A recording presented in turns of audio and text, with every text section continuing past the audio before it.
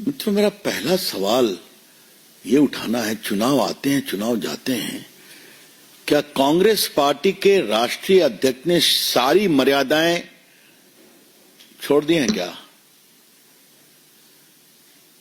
जिस पद पर नेहरू जी बैठे हैं, सरदार पटेल बैठे हैं, डॉक्टर राजेंद्र प्रसाद बैठे हैं, मौलाना आजाद बैठे हैं, सोनिया जी बैठी, इंदिरा गांधी बैठी हैं, राजीव गांधी बैठे हैं, राहुल गांधी भी बैठे हैं, उस पद पर बैठा व्यक्ति क्या बोल रहा है? मतलब कई शब्द को तो मैं दोहरा नहीं सकता, बेशर्मी और निकृष्टता की पराकाष्ठा है। The utterances of Mr. Kharge is not only demeaning but shameless and utterly despicable. अब मैं शुरू करता हूं, सब चल रहा है टीवी पर। गुजराती इलिटरेट होते हैं, तो मोदी जी ने वहां उनको तो झांसे में डाल करके अपना काम चलाया। केरला के लोग विद्वान होते हैं, इसलिए अब एक पूरे प्रदेश के लोगों को इलिटरेट कहना, वो भी एक राष्ट्रीय पार्टी के अध्यक्ष को, इसका मतलब क्या है? और आज मैं पार्टी के राष्ट्रीय मंच से कुछ गंभीर सवाल उठाना चाहता हूं। मिस्टर खरगे, आप ये बताइए, क्या गांधी जी इलिटरेट थे? क्या सरदार पटेल इलिटरेट थे? क्या मोरारजी देसाई इलिटरेट थे? क्या विक्रम साराभाई इलिटरेट थे? मोदी जी पर तो जो आप करते हैं वो देश देख रहा है, और आप पिटते भी और पिटते रहेंगे। लेकिन आप क्या कह रहे हैं? जिस पावन गुजरात की भूमि ने कई संतों को जन्म दिया, गांधी जी वहां पैदा हुए, सरदार पटेल पैदा हुए, मोरारजी भाई पैदा हुए, और उस मिट्टी से देश के ऊपर इतना काम किया, उसको आप कहते हैं इलिटरेट?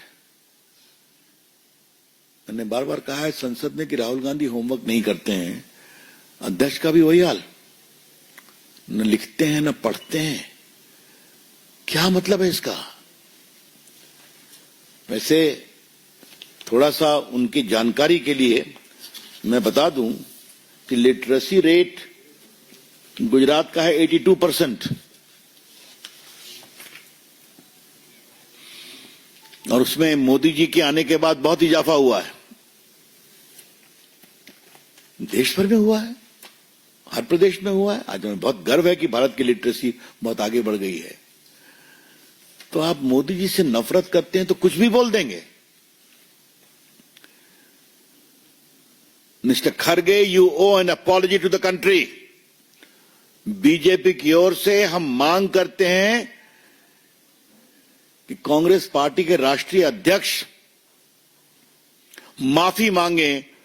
उन्होंने पूरे एक गुजरात प्रदेश को इलिटरेट कहा है, अशिक्षित कहा है, जहां से गांधी जी, सरदार पटेल, मोरारजी देसाई, कई वैज्ञानिक, कई संत पैदा हुए।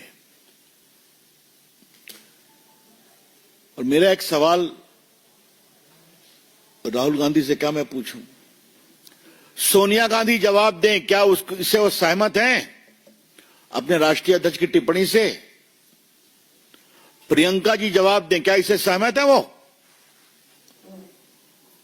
और राहुल गांधी की अगर समझदारी बनती है तो वो भी इस पूरे वक्तव्य से अपने को अलग करें, इसकी भर्त्सना करें और माफी मंगवाएं अपने राष्ट्रीय अध्यक्ष से। ये मुझे पहली बात कहनी है।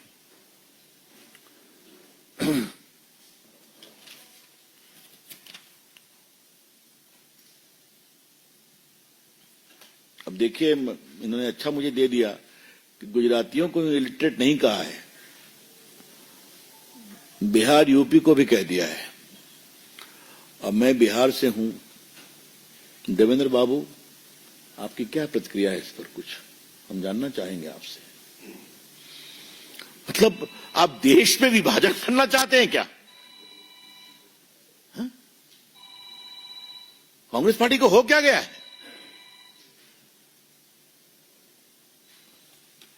मैं फिर डिमांड करूंगा, खड़गे जी देश से माफी मांगे, गुजरात के लिए, बिहार के लिए, यूपी के लिए। और मैं तो ये भी कहूंगा, he does not deserve to be the president of Congress party.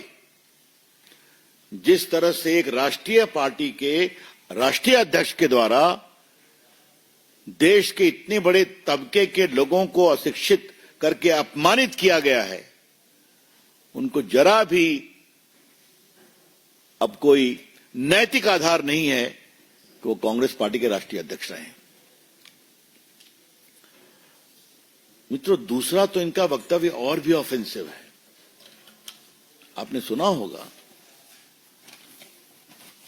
मैं इसकी व्याख्या करूंगा। ये उन्होंने कहा है आसाम में, क्या कहा है?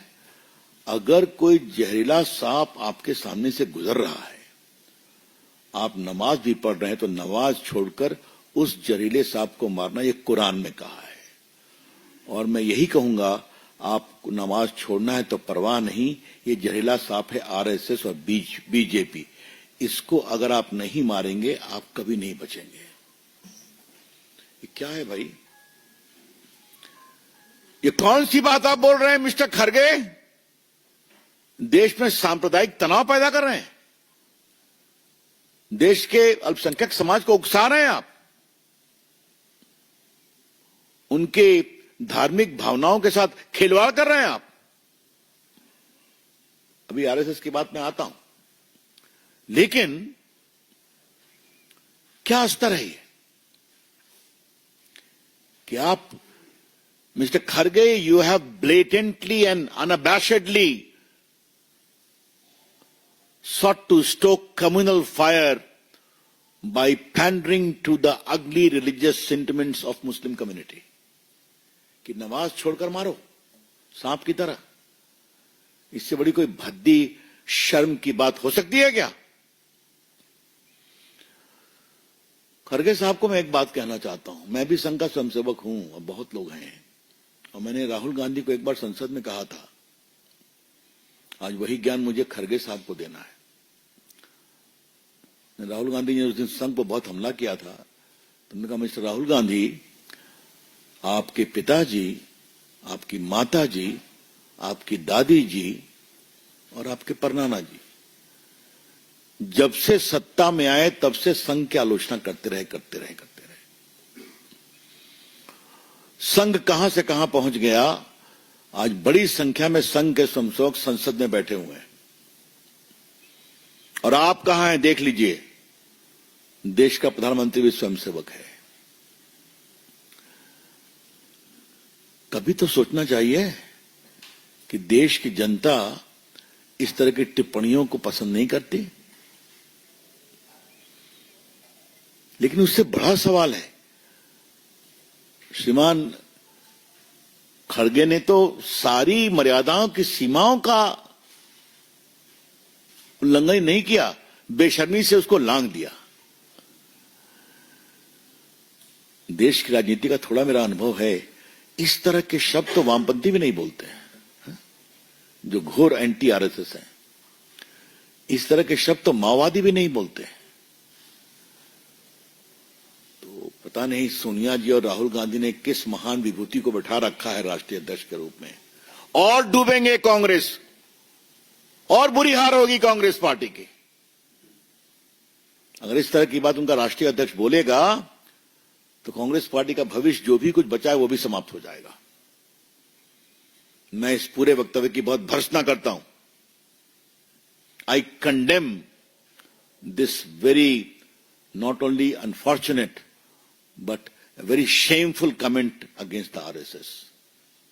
सांप से तुलना करते हैं, जो एक देशभक्त संगठन है, जिसके लाखों स्वयंसेवक आज समाज के विभिन्न क्षेत्रों में काम करते हैं, देश के लिए, देश की सुरक्षा के लिए, शिक्षा के क्षेत्र में विद्यार्थी।